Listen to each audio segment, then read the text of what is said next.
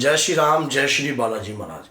क्या कोई पिछले जन्म की सिद्धि या कोई शक्ति आपके साथ चल रही है? कैसे पता लग सकता है कि कुछ पिछले जन्म में भी आपने कुछ ऐसा किया था, उसकी शक्ति अगर आपके साथ है तो किस प्रकार के लक्षण आपको प्राप्त होंगे?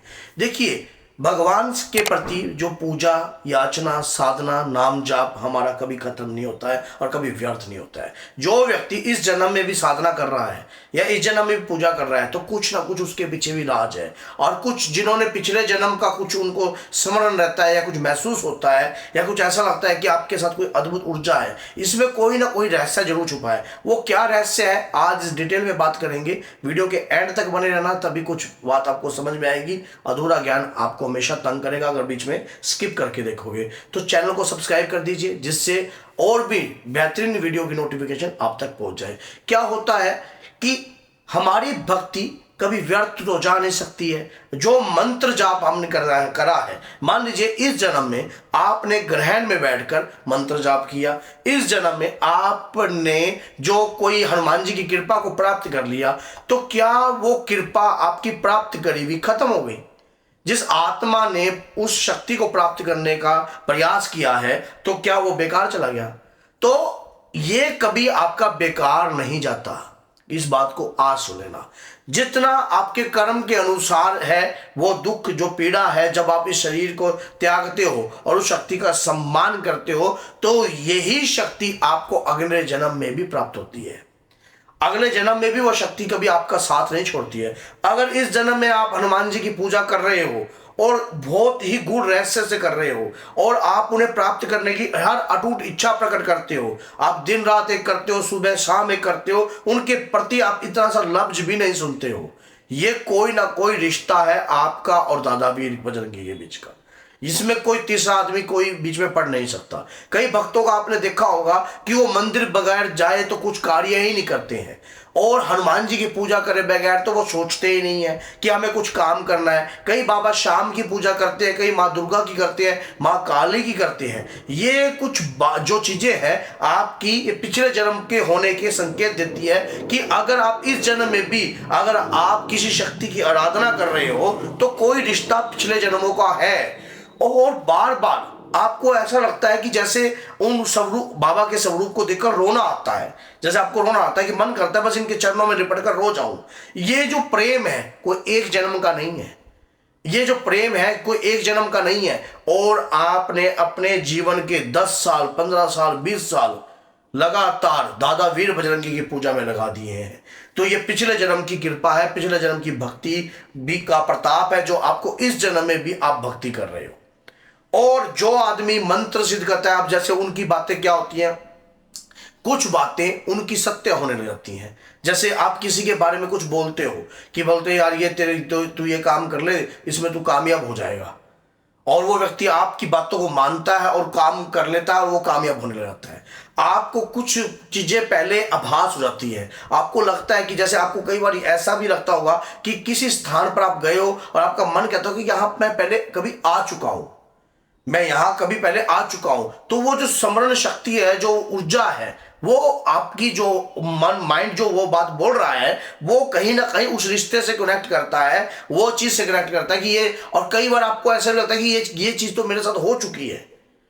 कुछ ऐसी बातें भी आपको लगता है कि ये चीज मेरे साथ हो चुकी है। तो ये आपकी पिछले जन्म की कोई कृपा है, जो पूजा है, जो पाठ है, जो आपने किया है, उस पाठ का फल जो है आप इस जन्म में भी भुगत रहे हो। और फिर सबसे बड़ा पाठ का फल तो ये भी होता है कि आपने पिछले जन्म में जो पूजा पाठ करी उसके फल के अनुसार आप ऐसी जगह पैदा हुए हो जहां पर आपको भक्ति, पूजा पाठ का पूर्ण प्रेम मिल रहा है, और आप अपने माता पिता का आशीर्वाद करते हो, माता पिता का आप चरण रगड़ते हो, उनका पूर्ण ध्यान रखते हो, सारी सेवा करते हो। और ऐसे घर में आप जन्म हुआ है जहां पर अकेला ये मत छोड़ो कि आप अमीर के घर में पैदा हुए हो, आप चाहे गरीब के घर में पैदा हो, लेकिन आपके अंदर संस्कार है, आपके अंदर संस्कार है, भगवान के प्रति आदर और भाव है, और आप हर बात को सुनते हो ध्यान से।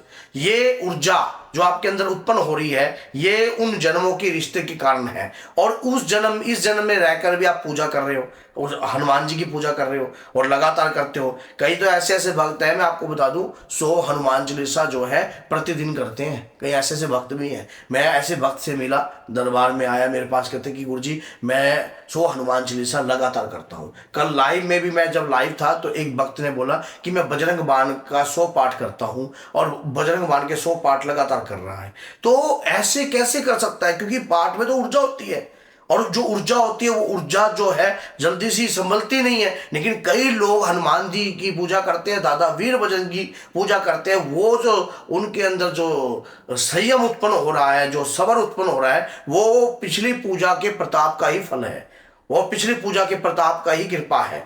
अब ऐसे समय पर जैसे कुछ लोगों के साथ अगर ऐसा होता है, अगर वो सही गुरु के सानिध्य में रहकर कार्य करते हैं, तो उनका वो जो ध्यान है, वो जो ऊर्जा है पिछले जन्म की, वो ऊर्जा जो है जागृत हो जाती है। अगर उन ऊर्जा के बारे में वो सही समय पर सही गुरु के सानिध्य में रहकर कार्य करते हैं। नहीं तो वो ऊर्जा से उनका संपर्क कई बार नहीं बन पाता, तो उसके लिए जो है काफी और समय उनको लगता है। फिर वो प्रयास करते हैं, फिर उनको कुछ समझ में आता है, कुछ नकारात्मकताएं दिखती हैं, किसी के घर के बारे में दिखने लगता है। अब किसी के बारे में पूछा पाड़ते हैं तो स्पष्ट पूछा पाड़ता है। अब कोई व्यक्ति अगर इस जन्म में कि कोई चौकी लगा रहा है और उसको पूर्ण आवाजें आ रही हैं, पूर्ण सब कुछ समझ रहा है, और काफी समय उसका बीत गया है, तो इस जन्म की कृपा तो है नहीं, ये तो पिछले जन्म से ही उसके साथ चल रही है।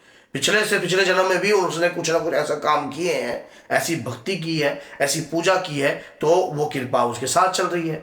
अब जैसे मान लीजिए, कहते हैं कि शरीर मानस चोला बदलता है, आत्मा तो एक ही है ना।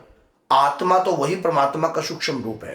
जिस आत्मा ने अब जो पूजा पाठ कर रहा है, वो शरीर कर रहा है या आत्मा कर रही है? आत्मा करती है, जो हमारे अंतर में वास करती है। शरीर उस आत्मा के बगैर जो है स्थूल है, कुछ नहीं है। उस शरीर जो है मिट्टी है, अगर आत्मा निकल गई तो शरीर के पास कुछ नहीं है। तो जिस आत्मा ने भगवान के प्रति अपने आप को समर्पित किया है, वही आत्मा शरीर में रहकर शरीर बदलती है, और अगले जन्म में फिर वो उसी प्रकार के कहते हैं। अब जैसे प्रेमानंद जी महाराज हैं, आप उनका देखना कि पता नहीं किस जन्म की उन्होंने जो है किसी भक्त की कोई जो है कि किसी का कष्ट अपने शरीर ले लिया होगा, तो किडनी में उनके प्रभाव पड़ रहा है, या उनके द्वारा कोई ऐसा पाप किया होगा जिस पाप को वो इस जन्म में भुगत रहे हैं, तो वो पाप जो है वो भी भुगत रहे हैं। लेकिन जो पुण्य, जो पूजा पाठ जो उन्होंने की है, उसका तेज जो है विश्व में हर घर घर तक पहुंच रहा है। तो आप स्वयं सोच के देखिए कि इसी प्रकार से भक्त की पूजा का प्रताप जो है उसकी पीढ़ियों तक चलता है। पीढ़ी तो उसका फल खाती खाती है, साथ में वह स्वयं भी अगले जन्मों में भी प्रभु के प्रताप के कारण अच्छे घर में पैदा होता है और उनकी कृपा का आशीर्वाद प्राप्त करता है। और आप भी अगर रोजाना हनुमान जी की पूजा कर रहे हो तो ये बात 101% लिखवा लेना। एक वक्त ऐसा आएगा जो आपको खुद लगेगा कि मैंने दादा वीर बजरंगी की पूजा से सब कुछ अर्जित किया और सब कुछ प्राप्त किया है। ये इस जन्म का नहीं है, पिछले जन्मों का निचोड़ है जो आपके साथ चलेगा। तो इसीलिए ये वीडियो अच्छी लगे तो लाइक करना और 10 लोगों तक शेयर करे बगैर मत जाना, ताकि सामने वाला व्यक्ति भी अगर वीडियो को देखता है, समझता है, तो ये समझना वो भी कहीं ना कहीं अगर हनुमान जी का भक्त बनता है तो इसका कमीशन भी जो है अज्ञात रूप में आपके पास आता है। तो बोलिए जय सीताराम, जय माता दी।